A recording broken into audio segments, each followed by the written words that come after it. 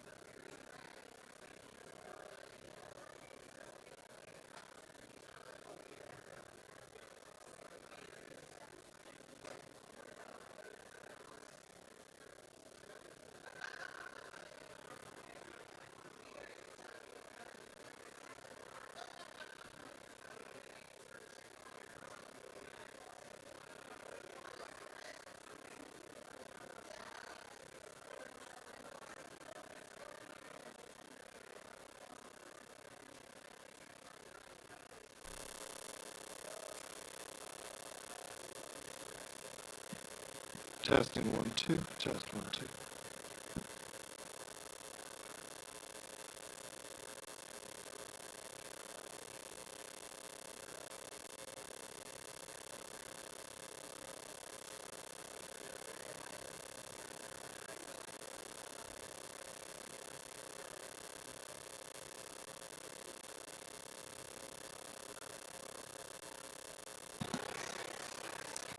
Good morning and welcome. We're so glad to see you guys here today. If you would please turn to hymn number 38, Morning Has Broken.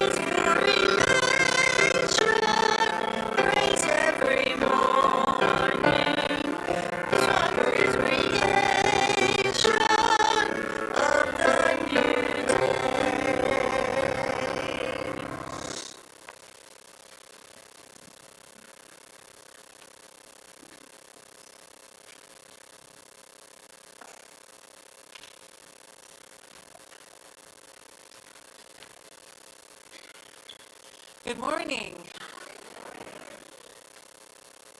My name is Gail Stevenson, and I serve as the treasurer for the Board of Trustees at the Unitarian Universalist Church of Spartanburg. Welcome to UUCS. We strive to be a beloved community of warmth, love, and support across all our differences. This is a welcoming congregation where everyone is welcome just as we each are. If you are visiting with us this morning, we would love to meet you. Visitor cards may be found in the pocket in the back of the chair in front of you. Please feel welcome to fill one out and place it in the offering plate during the service so that we can connect with you. There is a lot happening here, so you connect at the back of your worship bulletin to read about everything you can be involved in. Here are a few announcements that I would like to highlight. Thank you to everyone who made this year's auction a huge success. In addition to all the joy in the room, hey, wait a minute, I gotta say, everything that I wanted, I got. So the delicious food and the hilarious people and the fellowship we share over the coming months, the meals and the events that were purchased, it was all for a good cause, and we have exceeded our goal of $15,000 to support the church.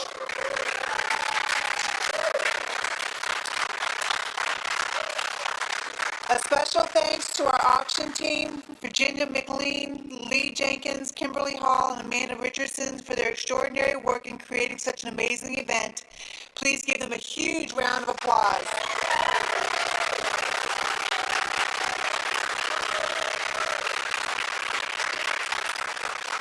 So some more good news, our annual fund drive goal this year to reach $260,000 from 120 households. We are so close. As of today, we have reached $222,850,000 from 120 households. We have met our goal for household participation. Thank you to everyone who has contributed. It is time to wrap this thing up, so time to submit your intent to give form if you have not already done so. If you look at the back of your Connect in the bulletin today, you will find a page with an intent to give form on it. You can fill this out and drop it in the offering plate this morning if you would like. This annual fund drive is for all of us, no matter the size of the pledge we can make. It is by working together that we fuel the amazing ministries of this congregation. This week, we completed a long overdue project to spruce up both our parking lots. The facelift consisted of resealing the surface and putting down new painted lines, which also helped define our handicap spaces to ADA code status. Thank you to the buildings and grounds and long-range planning teams for their patience, faithfulness, and outstanding work. It does. It does. Congregational dialogue. There's so much good happening around this place. On Sunday, April 13th, following the service, we will hold a congregational dialogue on all the changes happening in our congregation and the many paths forward we can choose. Please come. Your input is needed and much desired. Many plans are making major headway for improving our facility, expanding our justice, updating our bylaws, experimenting with more intergenerational Sunday services, and challenging ourselves to be ever more welcoming congregation. These are all outcomes of our 2-year mission, vision, covenant process and the 4 mission objectives we voted on in our May annual meeting. The long-range planning committee and our board would like to share progress on all 4 of our mission objectives and ask for your feedback as we choose our way forward. Thank you for all the energy and momentum you have created. Now I would like to invite Tracy Stapleton and Janice Tuck from Leadership Development to share a few words.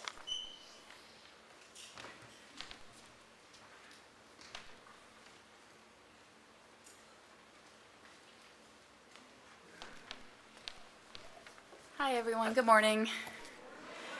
I was worried my voice might not cooperate today because we were out making some good trouble yesterday. Right on.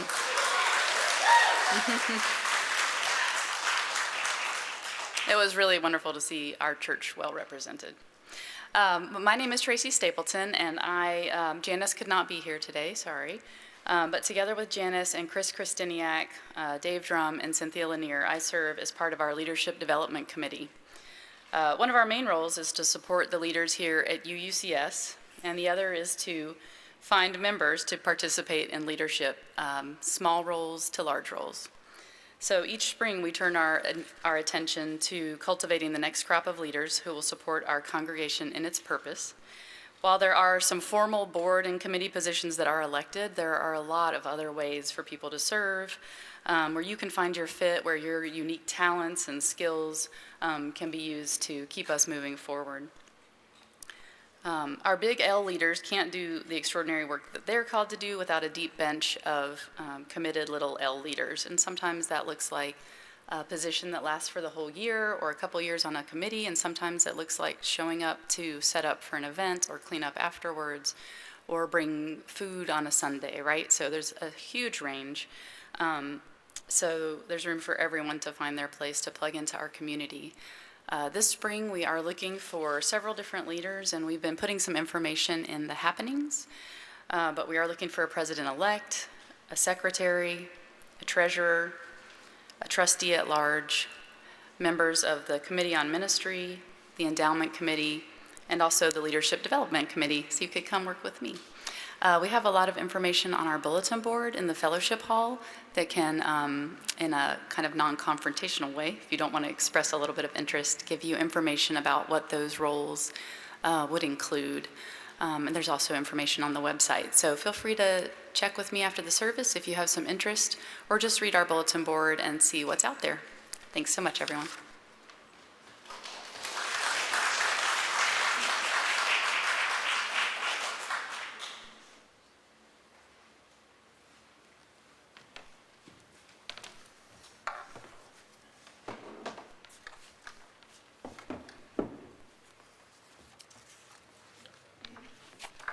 Good morning. My name's Paula Swaney, and I'll be serving as your worship associate this morning.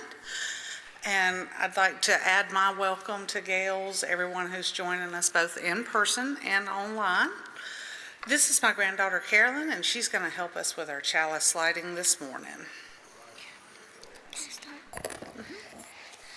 Not everything that is faced can be changed, but nothing can be changed until it's faced. You're good? Go ahead.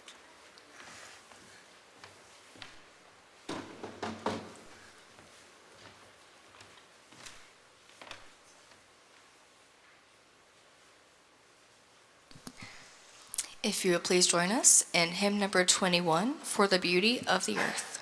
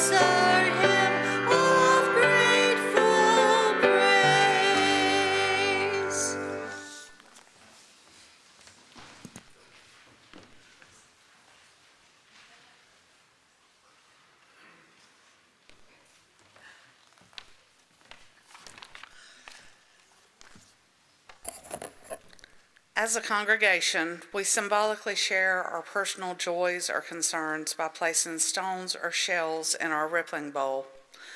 We wish to invite you to come forward, if you wish, to place a stone or shell in the water. The placement of the stones and shells represents the release of joys and concerns into the community. The ripples we create remind us that joys once shared rippled out and are multiplied. and that sorrows shared ripple out and are diminished. You may now come forward and place a stone or shell in the water, and I'll place one for those who are joining us virtually or who cannot or would not like to come forward.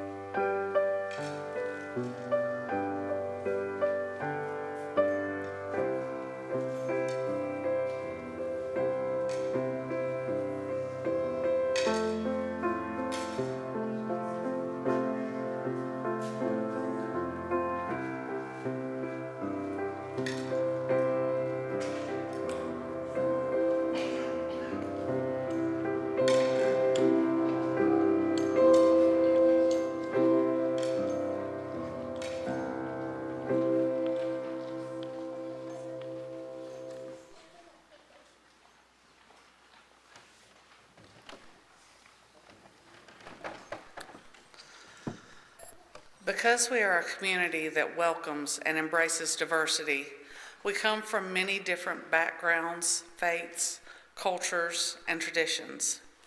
Our diversity does not divide us. In fact, it is our strength.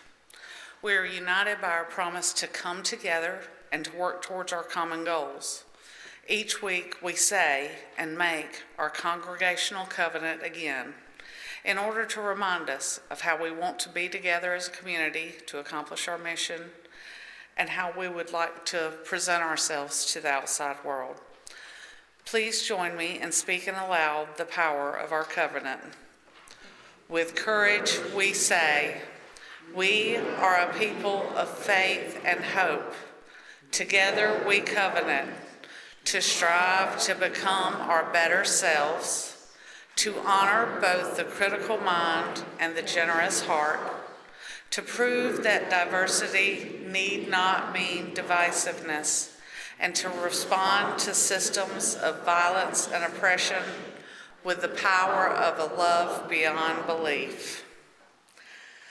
Now is the time when we show that unity in diversity by greeting each other.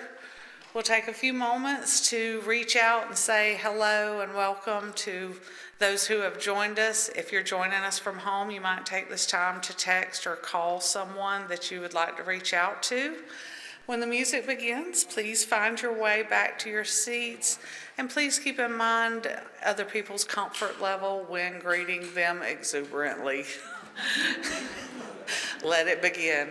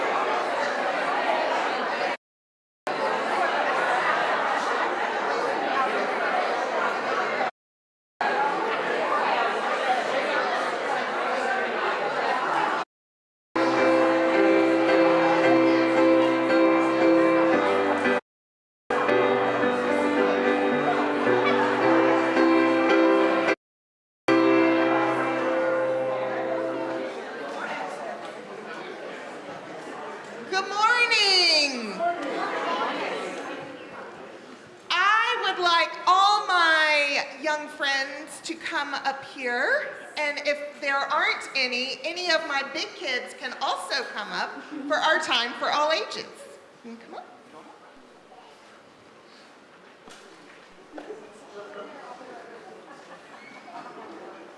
I will need some volunteers this morning. You got me? All right. All right.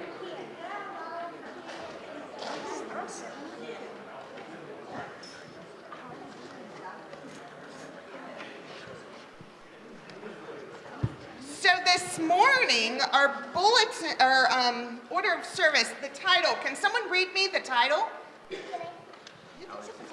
Birds, beetles, bears, and beliefs. You know what's not on there? Bees. Bees. Butterflies. Butterflies, yes. I want to show y'all something. Do you see this? What is it? It's a beehive. It's a bunch of bees. This? A swarm of A swarm of bees, that's right. And what do you see in this picture? You in a costume? I'm in a costume? You gonna be this bee? I'm in a bee suit. You in a beekeeper suit. That's right.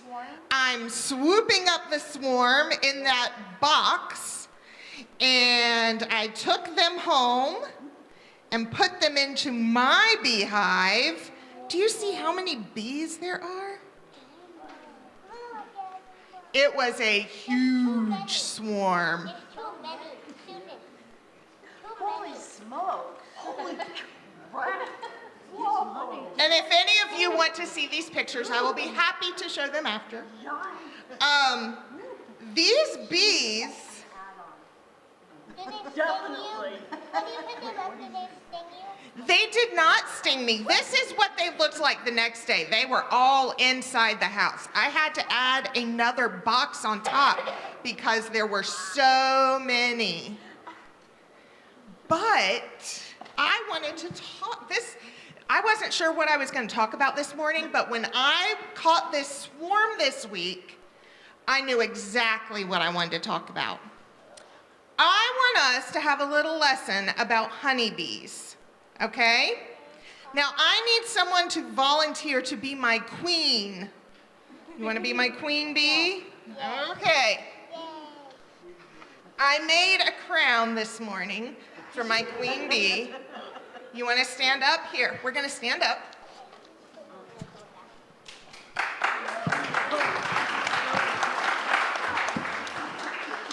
Here is our queen. How many queens are in a hive? Does anybody know?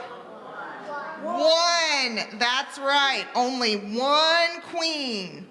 I need a couple of volunteers to be my drones. You want to hop up? All right. Hop on up here, drones. You can stand beside the queen. Now, drones are actually our male bees, and something unique about them is they do not have stingers. Did you know that? No, had no idea. Their only purpose is to mate with the queen. Oh. That is their only purpose. Now we have one queen, we have a couple of drones, so that means, that's right, all of us are the worker bees. And all the worker bees are all female bees.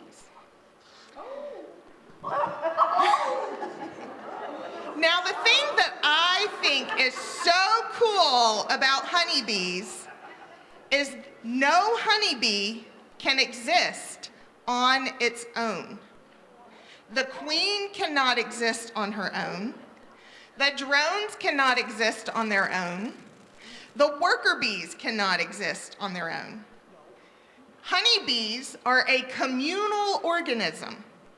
They are individual bees, yes, but they work together as one community.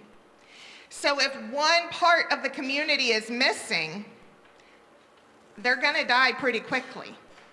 If they don't have a queen, the queen is the only one who lays eggs. If there's no queen, no one is laying eggs, and they're not growing any more bees. If there's no drones, the queen can't lay the eggs. And if there aren't any worker bees, there's no pollen being collected, there's no nectar being collected, there's no beeswax being made, there's no honey being made. The hive isn't getting cleaned, the baby bees aren't being tended to, and so they have to work together to exist, right? And to multiply their community, they divide. And so what I call a swarm is when a colony has divided and they take part of their community and the queen and they go off. And this community turns one of the eggs that the queen has already laid. They make sure that it becomes a queen so that they have a new queen. And so now we have two communities. I love honeybees because of this image. Because if one part of our community is missing, I'm pretty sad. And it's hard for us to continue, right? Even though sometimes we're here in this community for a while, and sometimes we have to divide, sometimes we move away and we find a new community. But I just love this image of honeybees because if a part of our community is missing, it's hard for us to do all the work that needs to get done around here, right? Yes. Yeah. Definitely. So when I caught that swarm, I wanted to share why I love honeybees so much and why we are also a communal organism. Yes. As a church here, yes, as a community in Spartanburg, and as a humanity around the world. We all work together, right? Yeah. Virginia, Yes. I just have one thing to say. Okay. I'm going to top this off. All right. If you would, you did a really, really good job, but you know what? You're missing one thing. Ooh, what am I missing? Dressed up like a bee, that's what you Oh! Being dressed up like a bee, that's what you're missing. Kara, you got me. You got me. I do not own a bee costume, but now I need to buy one. I should have worn my beekeeping suit. You're right, Kara. You got me. You got me. All right. Thank you all for coming up, and I hope when you see honeybees that you will also think of our beloved community. All right? Thank you for coming up. Oh, I need to count that.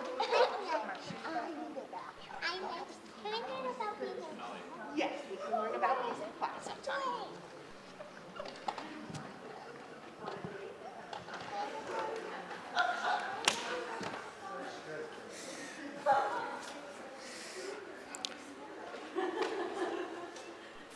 Virginia, we keep bees too, and as you talked about that, I could see all the parts and thinking about the people in the congregation, those who feed us, those who handle security for us. You have bees that handle security. That is such a great analogy. And here we each contribute to this community with a multitude of gifts. We give our gifts of time, talent, energy, perspective, knowledge, opinions, and love. And the generosity here is absolutely incredible. Now we'll take time to contribute as we can with our financial gifts. This month, we share half of unmarked funds and all marked funds from our offering plate with Global Refuge. You can find more information about them in the order of service under the Justice section. The offering will now be freely given and gratefully received.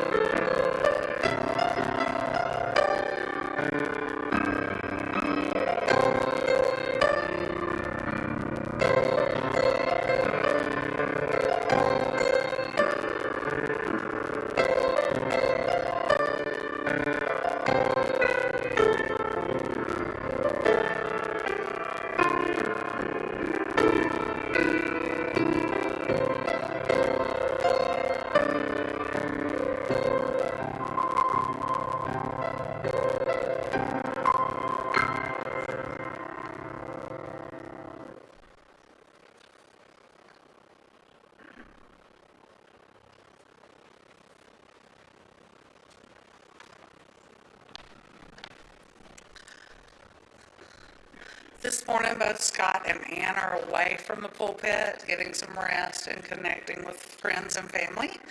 And we have a guest speaker this morning. Chris Highland is joining us. He's a teacher and writer from Western North Carolina. He's originally from Seattle and San Francisco and was an active evangelical in his youth. He earned a BA in philosophy and religion from Seattle Public University and earned a Master's of Divinity degree from San Francisco Theological Seminary. Chris is a former Presbyterian minister, we seem to collect those, and interfaith chaplain who's now a humanist celebrant and a secular freethinker. His work journey includes positions as a special education instructor, director of an emergency shelter, and manager of independent senior housing. For the last 8 years, he has penned a weekly Highland Views column for the Asheville Citizen-Times, and recently began writing a weekly column for the Selma Sun in Alabama. His latest book is The Universal University, Notes Classroom. While living in the San Francisco Bay Area, Chris taught at the Graduate Theological Union in Berkeley, Dominican University of California, the College of Marin, and Cherry Hill Seminary in South Carolina. Now a resident of North Carolina, he teaches courses on free thought, humanism, and Christian nationalism at the Reuters Center on the campus of University of North Carolina, Asheville, and Blue Ridge Community College. He lectures in congregations and local cooperative living residents and presents online talks to humanist groups across the country. Chris and his wife, the Reverend Carol Hovis, a teacher and counselor, live in Asheville, North Carolina. His website is Friendly Freethinker with a Substack newsletter of the same name. Welcome, Chris.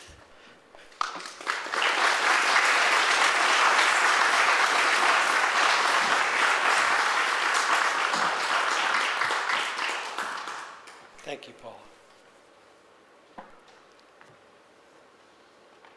Good morning. Good morning. Now I can see you.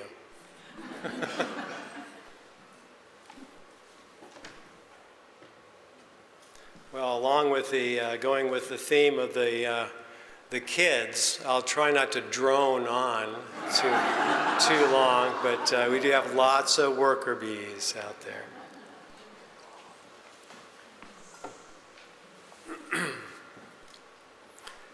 Well, it's good to be with you. Thank you for inviting me down out of the mountain highlands so you can hear a little bit of highland thinking and thoughts this morning. I don't need to tell you we live in stormy times, and we've had lots of wind and a lot of rain and fires, and now we have a disastrous national storm that we're enduring somehow, and it seems to be turning the country upside down. So at a time like this, I tend to turn a little more to those unheard voices, human and non-human, and some of those voices that echo through the ages. And in my book, Birds, Beetles, Bears, and Beliefs, I have a quote at the beginning from Sojourner Truth. And the abolitionist and former slave, Sojourner Truth, gave us some truth, surprisingly. She said she had often thought what a beautiful world this would be, when we would see everything right side up. She said, now we see everything topsy-turvy, and all is confusion. All is confusion. You feel like that at all these days? Well, we need voices like Sojourner Truth, I think, and turning to some of the people that I've been teaching over the years, a lot of free thinkers, people who are close to nature and close to the pulse of humanity, really inspire. Continue to inspire. So when everything seems so topsy-turvy, how do we see things right side up? How do we turn things upright? When everything seems upside down and backwards and confusing, what do? How can we set things right side up? If only in our heads sometimes. I'm going to give you all the answers today. No, not really, not really. I'm just asking the questions. That's what I do the best, really, is ask questions. I tend to think we have really a task ahead of us to listen more closely to this simple complexity of our natural world. Watch what's going on. Pay attention to what's going on in the natural world. That's where we can hear and see and sense how we're interrelated in a lot of ways, and we're disconnected in a lot of ways. As Whitman said, we are nature. We are nature. There really is no disconnect. We think there is, but there isn't. One of my all-time favorite and free thought heroes is Thomas Paine. I'm sure you've maybe heard of him at some point. Thomas Paine wrote these wise words: the Bible of creation is inexhaustible in its texts. Lots of books in the Bible of creation.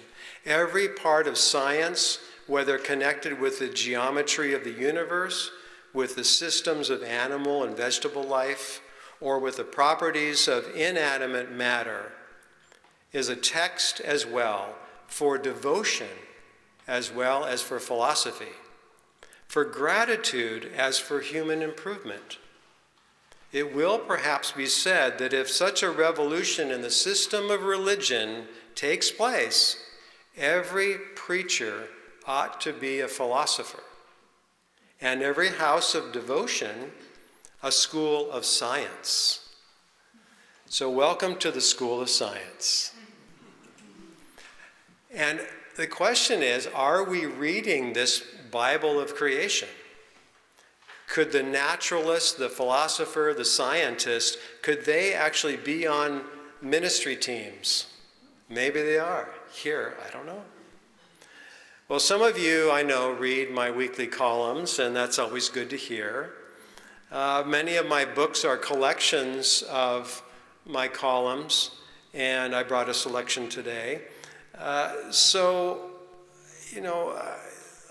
like to write these things because they're short and I can write them every week. It keeps me writing. But then collecting them into books is my way of, I guess, maybe somehow contributing to the Bible of creation. I'm not sure. But in the foreword to the book Birds, Beetles, Bears, and Beliefs, and it should say bees and bobcats and buffalo and other things too. Couldn't fit it on the front, in the title. But I open with these words. As I see it, nature is everything. The all-encompassing universe that includes every speck of space and the dark matter. For a good portion of my life, religion was everything, its own all-encompassing universe. Serving God was my vocation. It was a calling.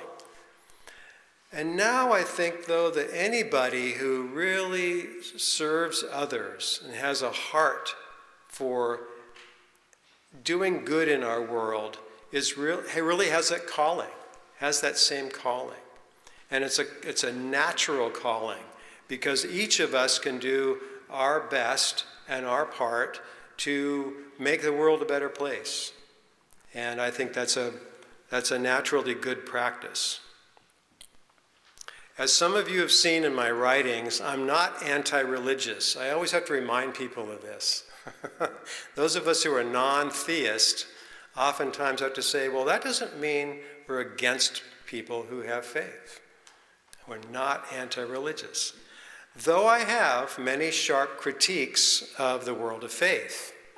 I value my family and my friends who have faith positions. I speak in, surprise, religious spaces. My classes that I've been teaching for a number of years now include believers and non-believers. We get along pretty well. My readers are religious and non-religious. We have so much in common. We have so much in common. I mean, don't we breathe the same air and drink the same water when it's clean? Love the natural world, hopefully, that we share, and so much more. Well, many believers and non-believers are partners in ethical actions. I was an interfaith chaplain for most of my career, and that meant cooperating. It meant collaborating. It meant working across all kinds of differences of belief to do what needed to be done in our communities. So many believers and non-believers are partners in those kinds of ethical actions that include equality and justice and protecting the environment and a whole bunch of humanistic pursuits. You know, all those terrible woke things. So I wonder all the time, why waste so much time getting distracted by different beliefs and arguing over theology when things need to get done? There's so much that needs to get done, and such a waste to be distracted that way. So speaking of waste, here's what I say in the book. I had to yell this morning, and I hate loud sounds, especially before I've had my Earl Grey. I not only yelled, I clapped my hands over and over and hollered, hey, hey, ah, ah, hey, hey, and stomped my feet. Was I mad because my wife Carol forgot to heat up the tea water? No. And I wasn't angry at all. I was startled and a bit unnerved. Walking up our hill at an early hour, I saw dark shapes by a garbage can. You guess what's happening here? As I got closer, the blobs focused into a good-sized mama black bear, pulling a full garbage bag out of an overturned bin. Yeah, and at my racket, 3 smaller dark shapes scurried up a maple tree. Someone asked me later if I took any photos. Well, my phone was in my pocket, but what I found myself doing was shaking my wallet at the bears. And I wouldn't recommend that. I would not recommend it. Well, the mama sized me up, and I imagine she had a moment thinking, that might taste better than this garbage. But thankfully, she ran across the road toward the woods, and she stopped to turn her head, plastic trash bag in her jaws, as the furry cubs scurried down and followed her into the woods. Well, that was a startling beginning to my day. That's why I'm focusing today on startling, being startled. Well, when I was still a supernaturalist, I wish I could say I was a naturalist and that I was a really supernaturalist. But all I'm saying is, when I was still a supernaturalist, I made a list of lessons that best described my view of what I used to call natural spirituality. I taught classes on natural spirituality. John Muir and a little bit of Thomas Paine and John Burroughs and Thoreau and all the good guys there. And on the list were these things. Be curious, respect, see the small things, simplify, slow down, pay attention, appreciate beauty, and some other observations. But you know, at the top of the list was be startled. And I can still remember when I first thought of that, I was walking through some woods up in the Pacific Northwest, and I came around a corner on the path, and there was an owl in the tree, and I had to just stop. It was startling to me. And I thought, you know, that's what I want to practice. I want to practice being startled. And I'll tell you more about what I mean by that. Those startling moments of encounters can be frightening, and they can even be dangerous sometimes, right? But they can also help us throw open the doors and the windows of our senses and perceptions. Being startled is an opportunity to be fully human and fully alive. Think about it. Right now, if we were all startled, something happened outside, something happened in here, we'd all be startled. To start. Interesting word. So in my book, I go on to say, I came to the conclusion that what many people mean by spirituality can actually be a distraction from the most startling moments and the lessons we can learn from the startling moments. Some of you have been reading me, you know that the word spirituality kind of gets me going. I've been thinking about that for a long time, and that's why I keep struggling with it. I'm not disrespecting those who feel they have a practice of spirituality. My wife has a deep practice of spirituality. She's a minister. I left, she stayed. And so I'm really not disrespecting that. I'm just saying that for me, after years of serving in ministry and chaplaincy and teaching, I no longer feel an attraction to that distraction. And I'm saying that the solution is, Sojourner Truth helps us with this, because the solution is to take a serious right side up turn toward the face of nature. Now, what does that mean, the face of nature? Well, I'm looking at a lot of faces of nature right now, and we can look out and see even more. It's endless. It's just endless. It's a world of our sense experience, our rational mind, and it will always be looking into our own face in the glass. Well, you saw earlier during the lighting of the chalice this quote from James Baldwin. And I'm sure you maybe heard it before. But he had such a way, an in-your-face kind of approach, didn't he? I mean, he was just right there. And I think he was holding up a mirror to us, particularly to white Christian America, but to all of us, really, forcing us to see ourselves and what we don't want to see. Baldwin gave us many challenges, including this line: not everything that's faced can be changed. Just think of the first part of that. Not everything that's faced can be changed. I think we know that, but sometimes we forget it. We want to change something, but maybe we can't.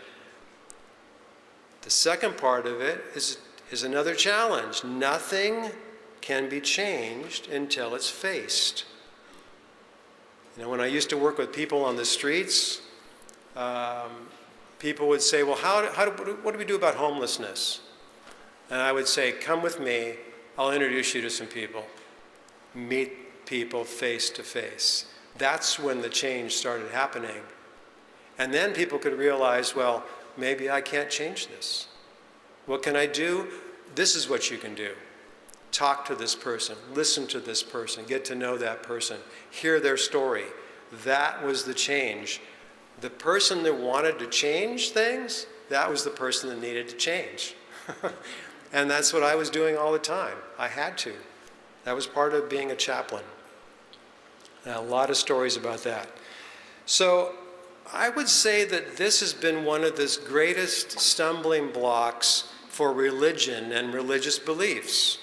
That's why I push on this in my columns all the time. Who has the courage to really see and really see what's going on? Who has the eyes to see and the ears to hear?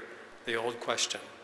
Who has the mind to think and the reason to ask the hard questions, to look in the mirror, to see one's own beliefs, one's own community, and really look honestly to reflect?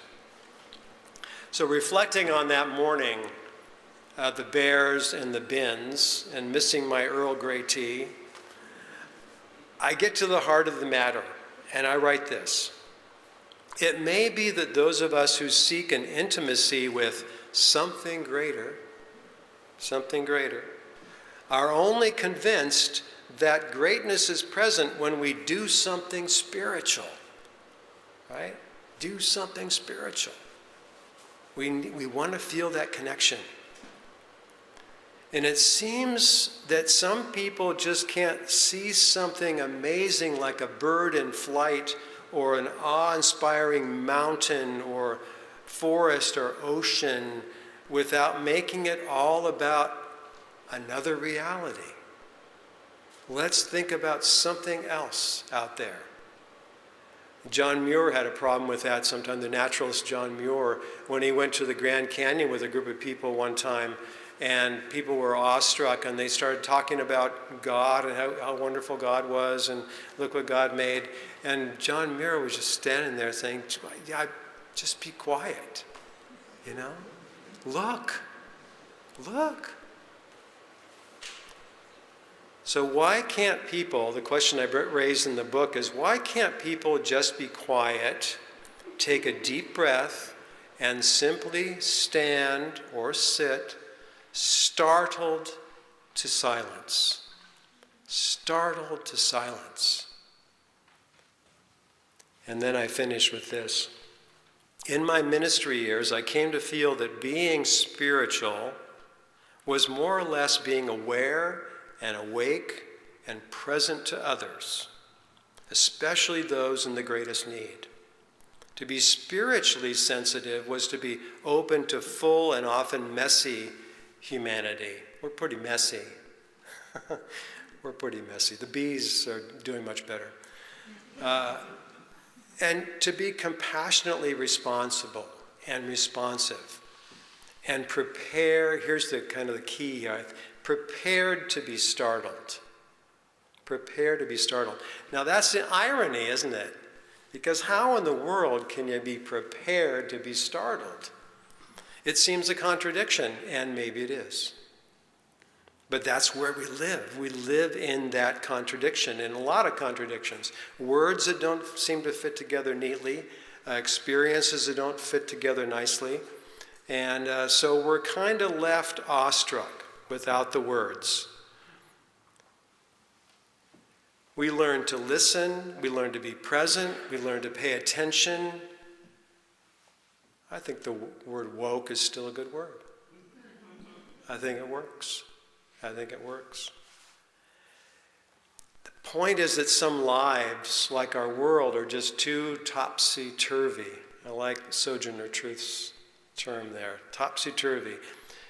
And we can't turn everything right side up, but we can continue to be startled by the little things and the great big things in the world. Well, I should mention something about beetles. So beetles are important. And since moving, my wife and I moved back here from the West Coast, I can't believe how many new beetles I've seen and new creatures I've seen around. And it's always startling. It's like, what is that? What is that? Is it going to sting me? You know, it's going to bite me? Harvard biologist E.O. Wilson wrote, if human beings were to disappear tomorrow, the world would go on with little change. I know, it's hard for our egos to hear that, isn't it? But if insects were to disappear, I doubt the human species could live more than a few months. Think about it. If the insects were gone, we could only, we'd be gone. So it's startling, isn't it? It's to notice the little things, learn from the small creatures, and I have to say something about our feathered creatures, because our feathered creatures are feathered teachers for us. And I have a chapter on beautiful noise, and I say this, I get the feeling sometimes we live on Bird Planet. It's Planet Bird. We're just visiting. And the variety of winged whistlers is amazing.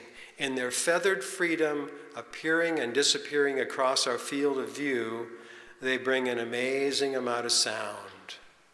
All that sound. Nature's acoustics and their concerts are constantly going. So can we be startled? Can we still be startled by birds? Do we still hear them? Can we pay attention to them? And that beautiful noise is something that was absorbed. I like the word that Walt Whitman uses. It absorbed that. And so he wrote, he was taking a walk in the woods, he said, absorbing all to myself and for this song. My tread scares the wood drake and the wood duck on my distant and day-long ramble. They rise together, they slowly circle around, we've all seen that. And then he says, I believe in those winged purposes. I believe in those winged purposes and acknowledge their colors playing within me. Playing within, only Walt Whitman can say that kind of stuff. So those who no longer hear voices or aren't distracted from other worlds can pay attention to things like that, can really feel that there's something about the nature that connects us and is so present and is so a part of us, and we're a part of it. My drama is not a whisker or a feather more important than theirs. My voice is not a whisper more. And all of us are part of that cacophonous chorus of those animals, all those creatures. So I'm going to wrap it up by just saying that John Muir, who's still one of my secular saints, once said that the best synonym for God is beauty. The best synonym for God is beauty. And I have always thought about, I've been thinking about that for years. It's powerful. And so when anything we regard as divinity becomes beauty incarnate, the whole landscape opens up. We begin to notice the small things and the critters and creatures and even humans who are overlooked or ignored, or those are the ones that are the most vulnerable and endangered. Last night, my wife Carol and I shared a dinner with a trans man and a non-binary person.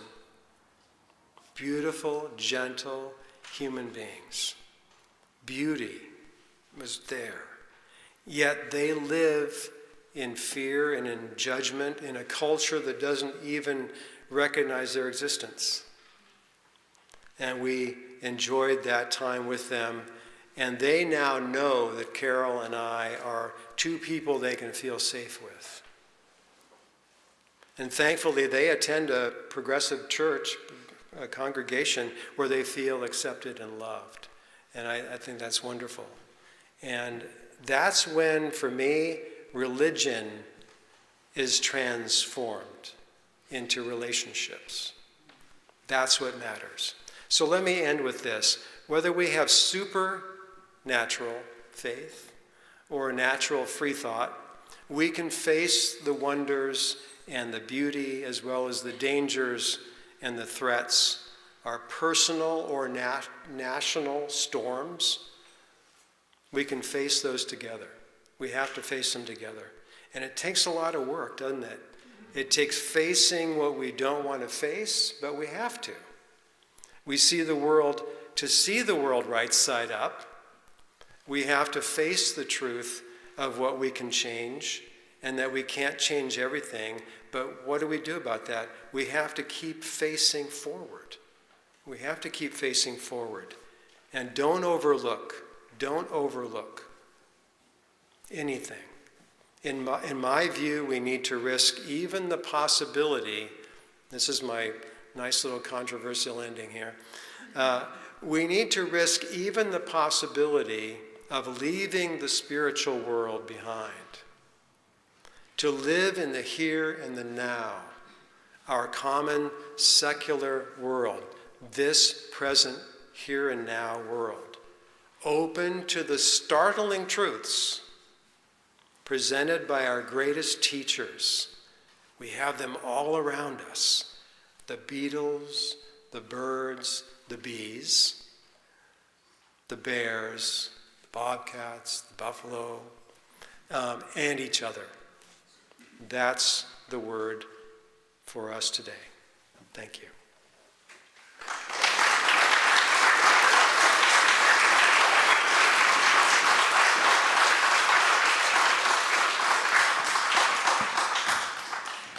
If you would please join us in hymn number 203, All Creatures of the Earth and Sky.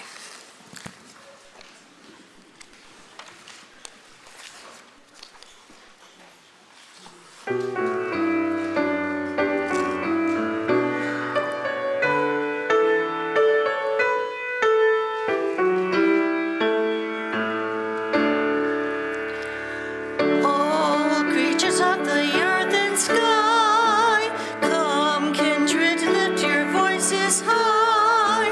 Alleluia, alleluia. Bright burning sun with golden beam, soft shining moon with silver gleam.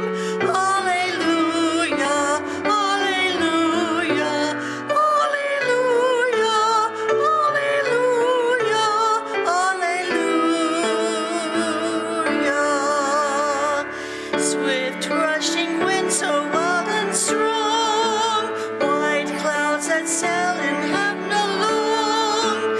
Alleluia, alleluia. Fair rising morn in praise rejoice. My stars of evening find the voice. Alleluia, alleluia, alleluia, alleluia, alleluia. Cool flowing water, pure and clear, make music for all life to hear. Alleluia, alleluia. God's frame of flowers so strong and bright, God bless us with your warmth and light. Alleluia, alleluia, alleluia, alleluia, alleluia. Embracing earth you day by day, bring forth your blessings on our way. Alleluia, alleluia. All herbs and fruits that richly grow, let them in glory also show. Alleluia, alleluia, alleluia, alleluia, alleluia. All you of understanding heart, forgiving others, take your part. Alleluia, alleluia. Let all things now the holy bless, and worship God in humbleness. Alleluia, alleluia, alleluia, alleluia, alleluia.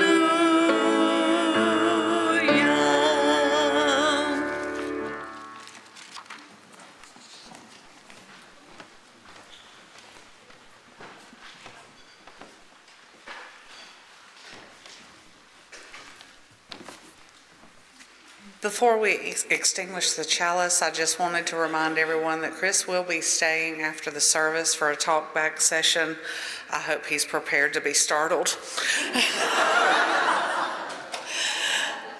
The Earth rotates at 1,000 miles per hour and orbits the sun at 67,000 miles per hour.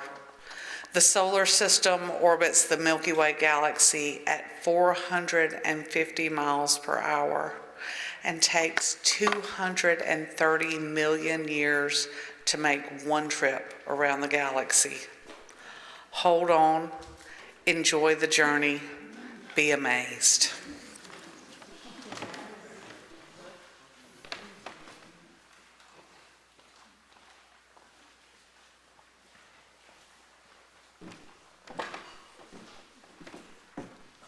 Be amazed is right.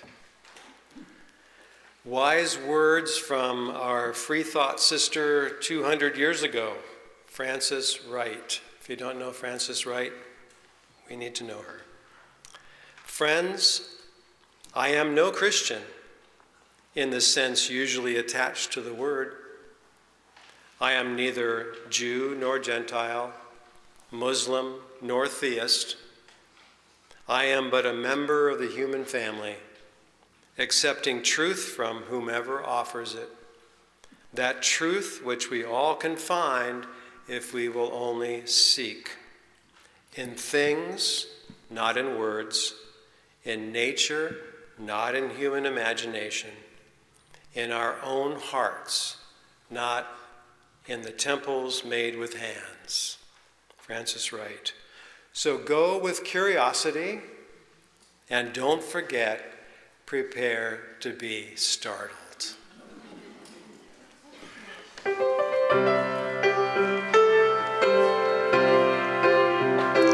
We have spent time together in these holy